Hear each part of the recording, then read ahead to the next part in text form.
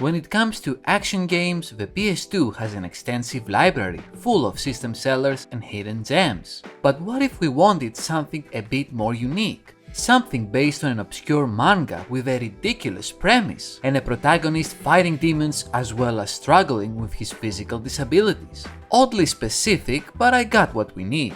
Welcome to Blood Will Tell, a PS2 action hack-and-slash game released by Sega back in 2004. Based on the Japanese manga series Dororo created by Osamu Tezuka, it follows the adventures of the cursed samurai Hyakimaru, who had his body parts stolen by evil fiends, which he must now defeat to bring peace to the lands and make himself whole again.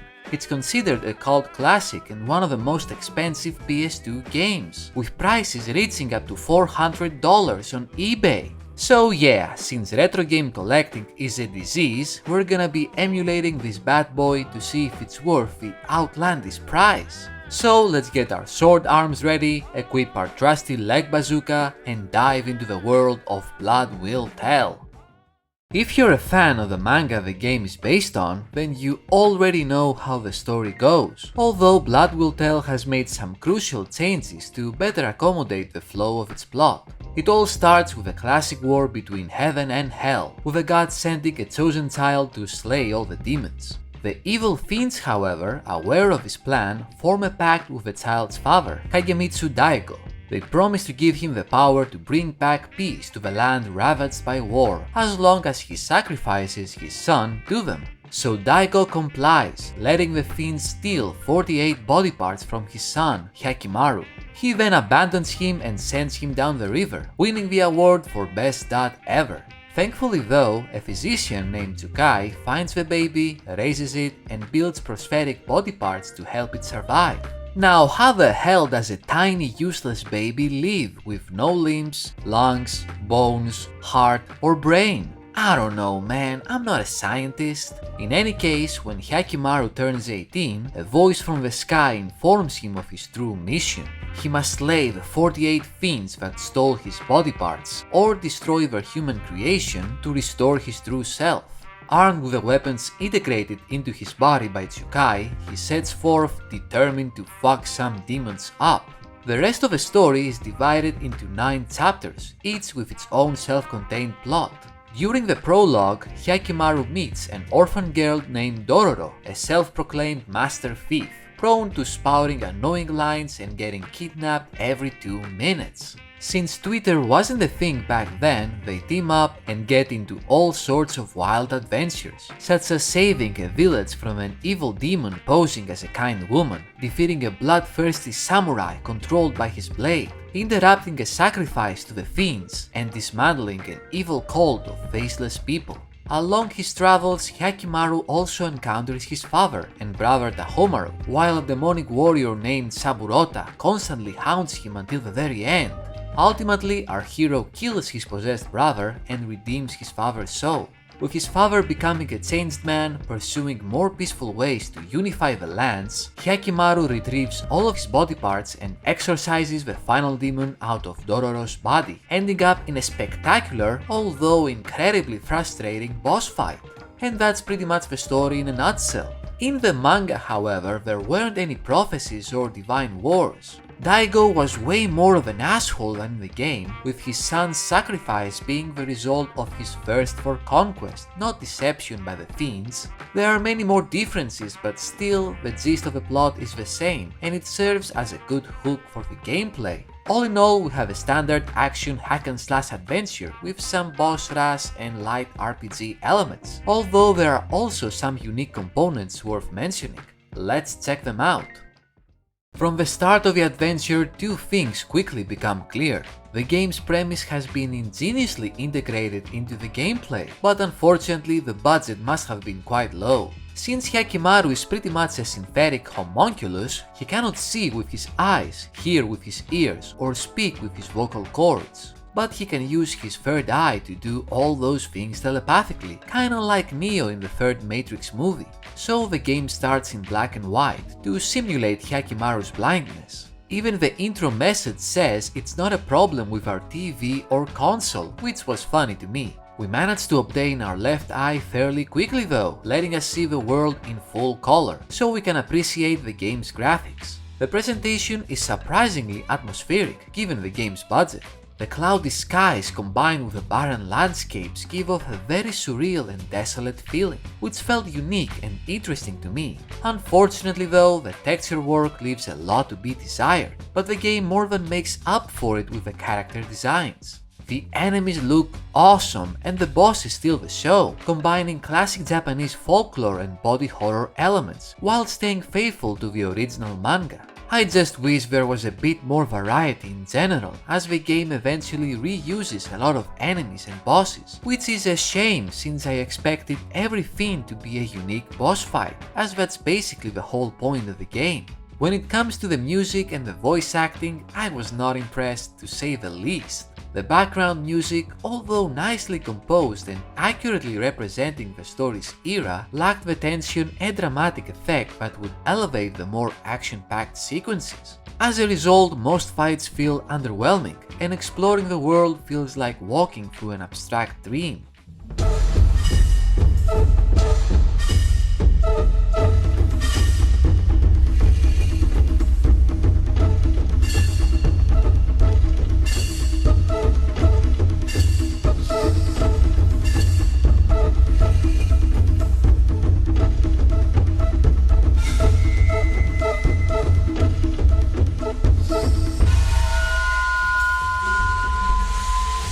The voice acting is a bit more interesting, but for all the wrong reasons. My voice. It's my own voice. I got my voice back. Ah! Every voice actor, including our main heroes, is devoid of any emotion or urgency. Yeah, it's one of those classic cases of a Japanese game being horribly dubbed for Western audiences, unfortunately. We're going home to Mommy and Daddy. I thought you guys lived in Southtown. Our house is on the north side. And it doesn't help that many voice lines get repeated over and over ad nauseum. Seriously, the number of times Dororo will yell Dororo punch or Dororo kick is enough to crave the sweet embrace of cyanide. It's all good though, because if you can ignore the cringy voice acting, the game's graphics and overall atmosphere will really make you feel like you're in an epic battle against all odds, fighting to make yourself complete again, while the surreal and Japanese folklore undertones make Hyakimaru's quest that much more interesting. Blood Will Tell's gameplay is fairly standard for a game of the genre, as Hyakimaru's moveset is for the most part what you would expect. We have a light and strong attack, while we can also pull off some basic combos, which look incredibly flashy thanks to the fantastic animations, but ultimately serve no real purpose. And that's because the combat is kinda shallow and battle massy. Almost all enemies move incredibly slowly, their attacks are predictable, and it's very easy to stun them or throw them to the ground. It's still fun to style on them with our moves though, and Hyakimaru's weaponry is one of the more unique and enjoyable elements of the game. Besides our standard katana, which has a longer range and can have different effects and stats based on what sword we're using, we can remove our prosthetics and reveal our embedded sword arms, which deal a lot more damage but are much shorter. They can also be leveled up as we kill more enemies. As for our ranged options, we can use our right arm's machine gun or our right leg's mounted cannon. They are both very powerful but have a limited ammo supply. We can also use magic attacks when our spirit meter is full. Throughout the adventure we can pick up various scrolls too, which give us a vast arsenal of offensive and defensive spells we can unleash to get out of sticky situations. Finally, there is a special charge attack we can perform that locks us into a quick time event, where we have a limited time to slash the enemy as many times as possible and finish them off in style, with a short cutscene playing, kinda like the finishing moves from the Shinobi games, if you remember those. The more slashes we successfully chain, the greater the reward will be, and this minigame will play a pivotal role in the true final boss fight, so it's very important that we master it as soon as possible.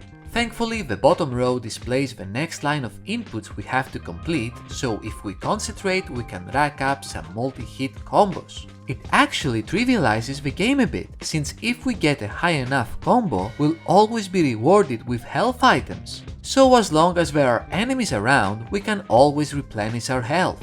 Sure, we're vulnerable to other enemy attacks while doing the minigame, but we can just stun them and we're good to go. Plus, by collecting enough green orbs, which represent Yukai's medicine, we can get an extra life, which makes things even easier. Other than all that, Hyakkimaru can strafe and dodge enemy attacks, which is a move not mentioned in the tutorial, but we can find it in the manual, which I of course don't have. And it's our only defensive move. We can't block or animation cancel, so when it comes to the more hectic boss fights, we unfortunately have to play it slow and steady. That's because almost every enemy attack can knock Hyakkimaru down, forcing him to take a nap for a few hours before he finally gets up. It gets better as you acquire more body parts, but it's still extremely frustrating and a pace breaker.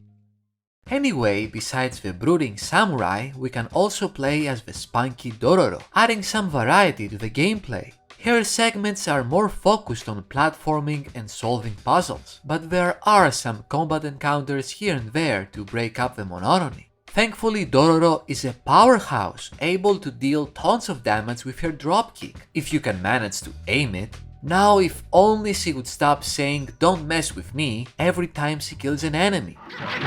Yeah, Dororo punch! Yeah, don't mess with me. Yeah, don't mess with me. Yeah, yeah, don't mess with me. Yeah, yeah, don't mess with me. Throughout the adventure, Dororo can pick up a variety of items that she can throw to inflict damage or cause status ailments to her enemies. Sometimes these items can serve multiple purposes. For example, throwing knives can be attached to a wall and used as stepping stones. And that's pretty much all there is to the gameplay. The controls are a bit clunky, the collisions sometimes feel unfair, and the camera sucks ass, since you can only center it behind your back, while the game sometimes will lock it in the worst positions ever. Just look at this Crash Bandicoot shit right here. Who thought this would be a good idea? But overall, everything works well enough to not end up being a frustrating experience. Regaining our body parts will grant us additional abilities, upgrades, and stat increases, which also help make us feel more powerful and accomplished as we progress through the game. Surprisingly though, retrieving all of our body parts is required only if we're aiming for the true ending, which is a pain in the ass for multiple reasons. Finding the hidden fiends requires a lot of backtracking, exploring, and experimenting with no idea if what you're doing is working. Granted, the map marks the location of every fiend still alive, but the process of sniffing them out isn't always as intuitive as I would have liked. And after you defeat all the fiends, what's your reward? One of the worst boss fights in the history of action games. Don't get me wrong, the premise is amazing.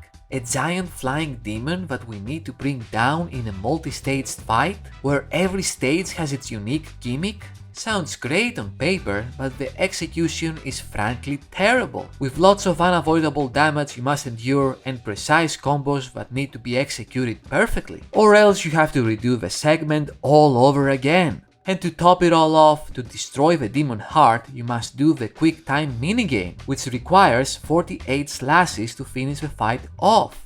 48 correct inputs all in one go while having limited time? Absolutely fucking ridiculous! Thankfully, some swords can reduce the number of inputs needed, but still, what an aggravating way to conclude an overall enjoyable experience. I had a great time battling all the different fiends with my vast array of weapons, while slowly but steadily becoming more skilled and powerful. If you can ignore the game's jankiness, I'm sure you'll have a great time as well. So, is Blood Will Tell one of the best action games I've ever played? No, of course not! What a ridiculous statement that would be! Still, I quite enjoyed it and was pleasantly surprised by how well it managed to adapt its source material into an amazing gaming experience. Sure, the controls are janky and the combat is floaty, but the excellent character designs, along with the game's unusual atmosphere and unique and varied gameplay, will definitely hook you in and provide a few hours of non-stop action. And while you're at it, why not check out the manga and anime that inspired this adventure? I'm not an anime guy myself, but from what I've seen, it's quite good. As for the game itself, don't bother buying a physical copy, no game is worth $400. It can be emulated just fine, and with upscaled graphics and a widescreen hack, it looks better than ever. And that's all I had to say about Blood Will Tell. Thank you very much for watching, I hope you enjoyed it, leave a like if you did, comment your thoughts below, and subscribe for more stuff. You know how it goes. You can also support me on Patreon or become a channel member for early access to my videos and other perks. Have a great day, and until next time, take care and have fun.